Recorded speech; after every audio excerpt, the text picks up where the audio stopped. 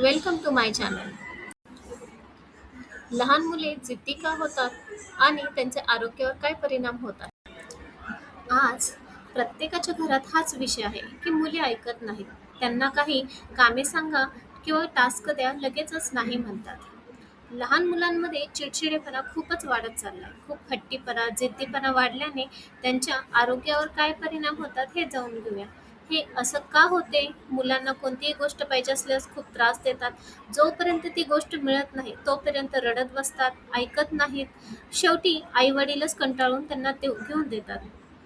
उदाहरणार्थ, आईचे work from home चालू असल्यामुळे मुले त्रास द्यायला लागले, की आई आपल्यावर कामावर काही परिणाम होऊ नये म्हणून त्यांचे हट्ट पुरवतात, जेणेकरून मुलं शांत राहतील आणि त्यांचे ते खेळतील आणि आईलाही काही नीट काम करता यावे म्हणून. पण अशाने त्यांच्या आरोग्यावर पण परिणाम होतात हे त्यांच्या लक्षातच येत नाही.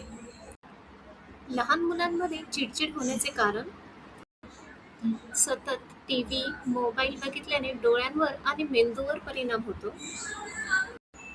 एखादी गोष्ट न मिळाल्याने पण चिडचिडपणा वाढत जातो. पोटभर जेवण न केल्याने पण चिडचिडपणा वाढत जातो. अभ्यास कर असे सतत पालक बोलत राहतात, त्यावेळेस सुद्धा मुलांना खूप राग येत असतो.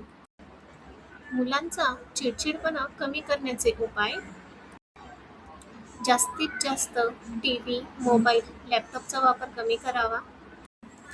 पालेभाजी आणि फळं भरपूर प्रमाणात द्यावे, जेणेकरून प्रथिनांची कमतरता जाणवणार नाही.